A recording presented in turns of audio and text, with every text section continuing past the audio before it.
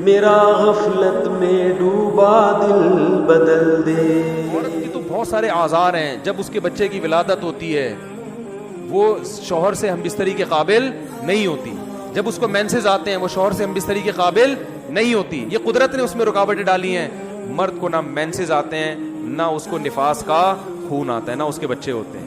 مرد کو اللہ نے 24 گھنٹے اس عمل کے لیے اس میں یہ قوت پیدا کی ہے کہ وہ کر سکتا ہے. عورت میں اللہ نے آزار لگا دیے.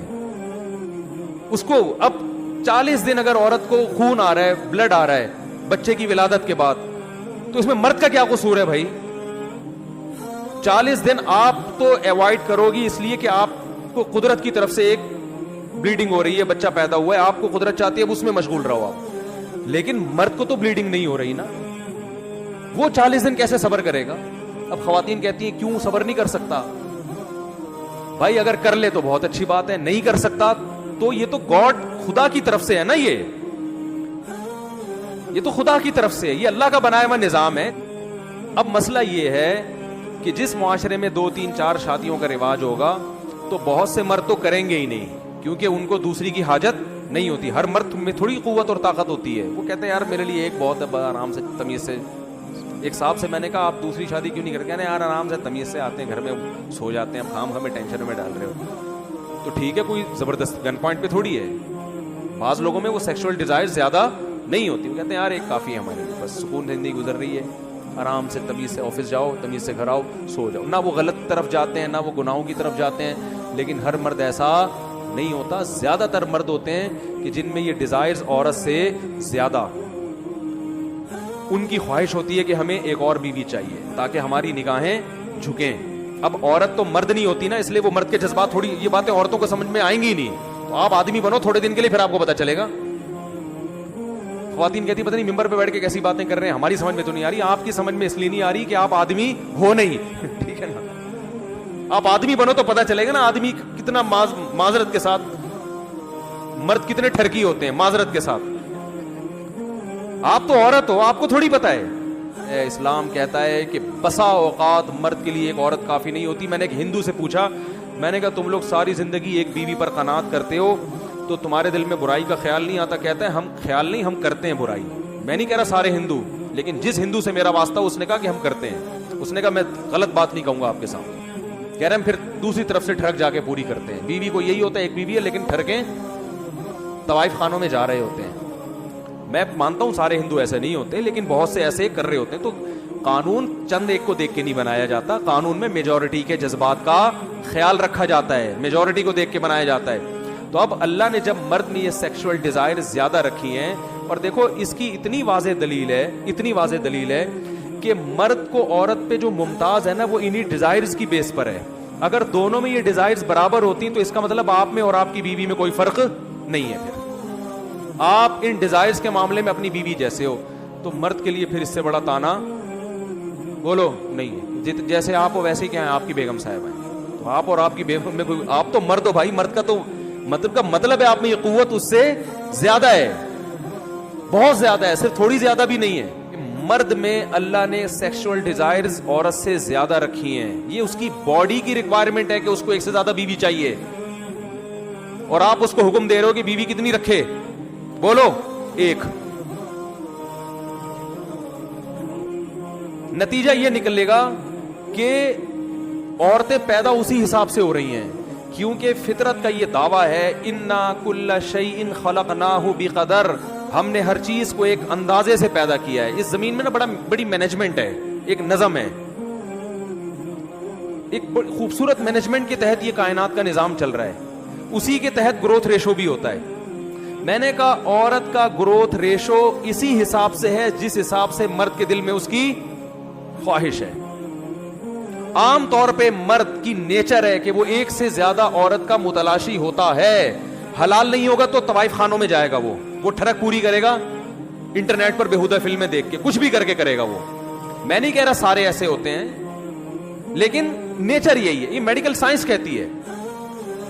اسلام دین فطرت ہے, وہ نیچر کا دوسرا نام ہے. قرآن کہہ رہا ہے فطرت اللہ التی فطر الناس علیہا, یہ وہ فطرت ہے جس پر میں نے لوگوں کو پیدا کیا. قرآن کا یہ دعویٰ ہے کہ اسلام کیا ہے, بولو نا, وہ نیچر ہی کا دوسرا نام ہے. تو اسلام دین فطرت ہے, اس نے مرد کو زیادہ بیویاں رکھنے کی صرف اجازت نہیں دی ہے بلکہ ترغیب دی ہے. اس کی سب سے بڑی دلیل ہمارے پیغمبر صلی اللہ علیہ وسلم, لقد کان لکم فی رسول اللہ اسوۃ حسنہ, تمہارے لیے تمہارے نبی کی زندگی میں بہترین نمونہ ہے, ان کو فالو کرنا ہے تم نے. آپ صلی اللہ علیہ وسلم نے دنیا میں قناعت اختیار کی, مگر نکاح کے معاملے میں آپ نے قناعت نہیں کی ہے, زیادہ بیویاں رکھی ہیں. صحابہ میں جتنے بڑے بڑے صحابہ گزرے ہیں جن کا دنیا سے بے رغبتی مشہور تھی, ان کی بیویوں کی تعداد اتنی زیادہ تھی. حضرت علی کی جو شہرت ہے وہ زہد فی الدنیا, دنیا سے بے رغبتی. اس میں صحابہ میں حضرت علی سب سے زیادہ بولو مشہور ہیں, دنیا سے بے رغبتی, زہد, اس کو زہد کہتے ہیں, دنیا کی طرف توجہ ہی نہیں. لیکن حضرت علی کی شادیوں کی تعداد ان 3 صحابہ میں سب سے زیادہ ہے. حضرت فاطمہ کے انتقال کے بعد آپ نے ایٹ اے ٹائم 4 بیویاں بھی رکھی, 17-18 باندیاں بھی رکھی, اور آپ کو مزید نکاح بھی چاہتے تھے, لیکن کسی نے کہا کہ آپ ایک زوجہ کو طلاق دے کے مزید شادی کر لیں. فرمایا نہیں, طلاق کو میں پسند نہیں کرتا. اس وجہ سے آپ نے 4 پر قناعت کی کہ بھئی 5 بھی کروں گا تو ایک کو چھوڑنا پڑے گا, اور چھوڑنا اچھا کام نہیں ہے. چلو, یعنی جذبہ اور بھی تھا. تو یہ کیوں؟ کیا معاذ اللہ یہ عیاش لوگ تھے؟ معاذ اللہ, نقل کفر. ہم زیادہ پرہیزگار ہیں. یہ سمجھتے تھے کہ جس عورت کو اللہ نے پیدا کر دیا نا, اس کو شوہر چاہیے, ہم نہیں کریں گے, وہ مجبور ہو کے یا تو گھر بیٹھے گی یا کسی نااہل سے شادی کرنے پر مجبور ہوگی. نہیں آ رہی بات؟ وہ کسی نااہل سے جو عورت حضرت علی کی زوجہ بنی, میں کہتا ہوں خدا کی قسم وہ 4تھی بن گئی, وہ کامیاب ہے بنسبت کسی ایسے شخص کی پہلی بیوی بننے سے جو حضرت علی کے مقام کا نہیں ہے. تو جب آپ معاشرے میں 4 شادیوں کو پروموٹ کرتے ہیں تو آپ کی 4 ہو نہیں جاتی, کیونکہ اتنی عورتیں اللہ نے پیدا ہی نہیں کی ہیں, تو 4 ہر آدمی کر ہی نہیں سکتا. اتنا گروتھ ریشو عورت کا تھوڑی ہے کہ ایک کے مقابلے میں 4 پیدا ہو رہی ہیں. جب آپ 4 کی کوشش کریں گے تو نتیجہ یہ نکلے گا کہ عورت کی جو سپلائی ہے اس کے مقابلے میں ڈیمانڈ بڑھ جائے گی. نہیں آ رہی بات؟ ڈیمانڈ بڑھنے کا مطلب یہ ہے کہ عورت کا جو گروتھ ریشو ہے وہ اتنا زیادہ نہیں ہے, لیکن مرد کی خواہش کیا ہوگی کہ میں 4. تو ہر آدمی نکاح کے پیغامات کثرت سے بھیجے گا, جس کی وجہ سے ہر لڑکی کے لیے مردوں کے رشتے ہول سیل کے حساب سے ہوں گے, برباد ہوگی. پھر یہ عورت کا کام ہے کہ وہ یہ سیلیکٹ کرے کہ میں نے کس کی 4تھی بننا ہے, کس کی 3ری بننا ہے, کس کی 2ری بننا ہے, کس کی پہلی بننا ہے. وہ بہت سے 3ری 4تھی والوں کو ریجیکٹ کرے گی کہ مجھے مرد وہ چاہیے جو جس کے ساتھ کوئی دوسری بیوی نہ ہو. بہت سی عورتیں کہیں گی نہیں, فلاں کی 4تھی بننا یا 3ری بننا اس کی اکلوتی بیوی بننے سے بہتر ہے. تو یہ آپ کی مرضی پہ نہیں ہے کہ آپ 4 کر لو, ورنہ میں نہیں کر کے بیٹھا ہوتا اب تک. یہ آپ کی مرضی پہ تھوڑی ہے, یہ تو سامنے والی کی مرضی پر ہے کہ وہ آپ کی 4تھی بیوی بننا قبول بھی کرتی ہے کہ نہیں کرتی. وہ کیوں کرے گی قبول بھائی؟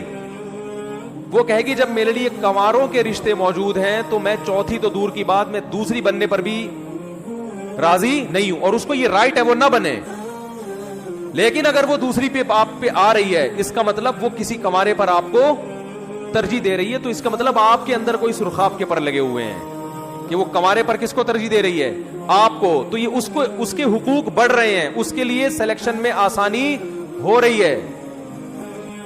تو وہ 2ری اسی صورت میں بنے گی یا تو اس عورت کے اندر کوئی فالٹ ہوگا کہ اس کو پتا ہے مجھے کوئی کنوارا لفٹ نہیں کرا رہا. لفٹ پہ قلقلہ نہیں ہے, میں خود ہی کر رہا ہوں. لفٹ, یہ لفٹ نہیں ہوتا لیکن سمجھانے کے لیے اس کو قرات کی اصطلاح میں قلقلہ کہتے ہیں. وہ نہیں آری لوگ پڑھتے حق کو ایسے پڑھ رہے ہوتے ہیں نا, بہت حلق سے نکال رہے ہوتے ہیں.